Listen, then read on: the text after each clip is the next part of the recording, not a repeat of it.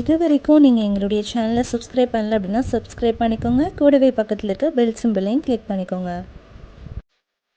Hi friends, இன்றைக்கி நம்மளுடைய சேனலில் ஒரு சூப்பரான போண்டா ரெசிபி தான் பார்க்க போகிறோம். ஸோ இது பார்த்திங்க அப்படின்னா மேங்களூர் ஸ்பெஷல் போண்டா.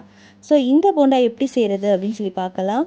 ஸோ இதுக்கு தேவையான இன்க்ரீடியன்ஸ்லாம் என்ன அப்படின்னு சொல்கிறேன். ஸோ அதெல்லாம் கரெக்டாக ஃபாலோ பண்ணி நீங்கள் பண்ணிங்கன்னா உங்களுக்கு சூப்பரான இந்த போண்டா வந்து கிடைக்கும். இதை நீங்கள் கண்டிப்பாக ட்ரை பண்ணி பார்த்துட்டு எங்களுக்கு கமெண்ட் பண்ணுங்கள்.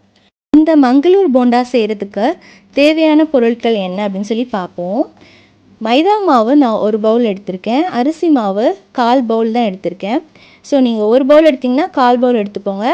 தேவையான அளவு உப்பு, சோடாப்பு, 4 பச்சை மிளகா, கொஞ்சோண்டு கருவேப்பிலை, அப்புறம் 3 வெங்காயம், சின்ன துண்டு இஞ்சி, கொத்தமல்லி இலை, சோம்பு, அதுக்கப்புறம் மிளகு. ஸோ மிளகு அண்ட் பச்சை மிளகா வந்து உங்கள் காரத்துக்கு ஏற்ற மாதிரி நீங்கள் வந்து ஆட் பண்ணிக்கோங்க. சோம்புன்றது நம்ம ஒரு ஃப்ளேவருக்காக ஆட் பண்ணுறது. தயிர் பார்த்திங்க அப்படின்னா ஒரு 3/4 பவுல் எடுத்திருக்கேன், அதாவது 3/4 கப் எடுத்திருக்கேன். ஸோ 3/4 கப்பு அப்படின்றது வந்து நம்மளுக்கு மெஷர்மெண்ட்லாம் கிடையாது தயிரில். தயிர் பொறுத்த வரைக்கும் நம்ம வந்து யூஸ் பண்ணும்போது கலக்குவோம். ஸோ அதை வச்சு தான் நம்ம பண்ண முடியும்.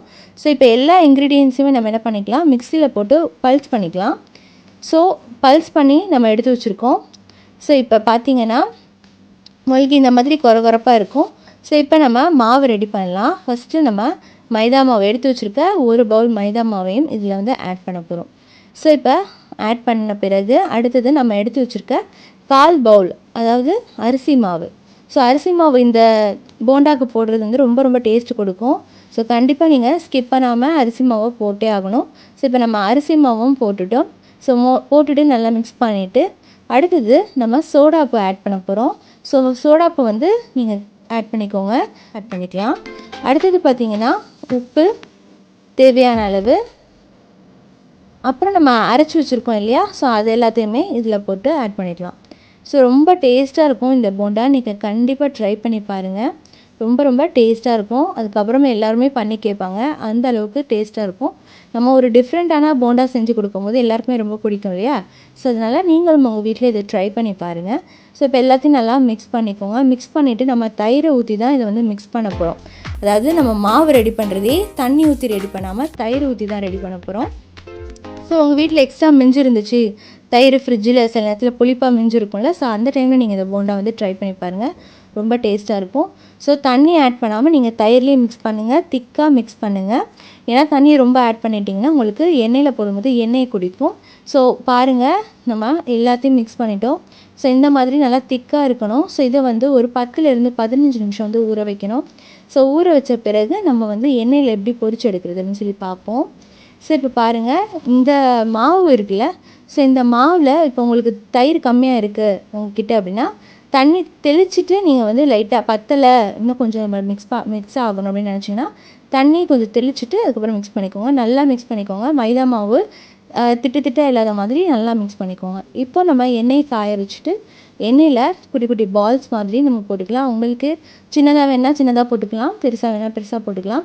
ஃபஸ்ட்டு எண்ணெய் நல்லா சூடு பண்ணிவிட்டு அதில் போட்டுட்டதுக்கப்புறம் நம்ம எண்ணெயை வந்து மீடியம் ஃப்ளேம் வச்சிடணும். இல்லைனா வெளியில் மட்டும் உங்களுக்கு கருவிடும்.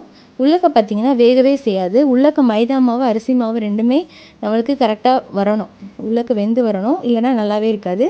ஸோ வெளியே மட்டும் கருவிடும். ஸோ அதனால் பொறுமையாக மீடியம் ஃப்ளேமில் வச்சுருங்க. இனிஷியலாக ஸ்டார்டிங்கில் மட்டும் நீங்கள் நல்லா ஹை ஃப்ளேமில் வச்சுட்டு எண்ணெயை வச்சுட்டு அந்த மாவு போட்டதுக்கப்புறம் நீங்கள் மீடியம் ஃப்ளேம் மாற்றிட்டு ஸ்லோவாக குக் பண்ணணும். ஸோ குக் பண்ணும்போது உங்களுக்கு வெளியிலையும் நல்லா மொறுமொறுப்பாக கிடைக்கும், உள்ளக்கே நல்லா வெந்திருக்கும். ரொம்ப ரொம்ப டேஸ்ட்டாக இருக்கும். ஸோ இந்த போண்டாவை கண்டிப்பாக ட்ரை பண்ணி பாருங்கள். ரொம்ப ரொம்ப ஈஸியான போண்டா தான். ஸோ இப்போ பாருங்கள், இந்த கலர் வந்து நம்ம ரீச் பண்ணிட்டோம். ஸோ அவ்வளோதான், நம்மளுடைய போண்டா ரெடி ஆக போகுது. டிப்ஸ் தமிழ் அப்படின்னு சொல்லிட்டு நாங்கள் ஒரு சேனல் வச்சுருக்கோம். ஸோ அதை சப்ஸ்கிரைப் பண்ணிக்கோங்க. அதுவும் எங்களுடைய சப் சேனல் தான். இப்போ நம்மளுடைய போண்டா சூப்பராக ரெடி ஆகிடுச்சு. பாருங்கள், இந்த கலர் நம்ம ரீச் பண்ணிட்டோம்.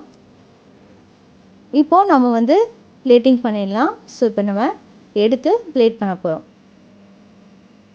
இப்போ நல்லா எண்ணெயை வடிச்சிட்டு நீங்கள் பிளேட் பண்ணுங்கள்.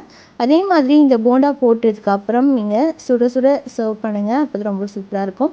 இப்போ யாராச்சும் வராங்க வீட்டுக்குன்னா நீங்கள் வந்து அந்த டைம் போட்டு கொடுத்தீங்கன்னா பேட்டரி ரெடி பண்ணிவிடுங்க, அதாவது மாவு ரெடி பண்ணிடுங்க. அந்த டைமில் நீங்கள் போட்டு கொடுத்தீங்கன்னா ரொம்ப சூப்பராக இருக்கும். ஏன்னா நம்ம மைதா மாவில் போடுறதுனால கொஞ்ச நேரம் கழிச்சு உள்ளே வந்து உங்களுக்கு இதாக ரப்பர் மாதிரி இருக்கிற மாதிரி இருக்கும்.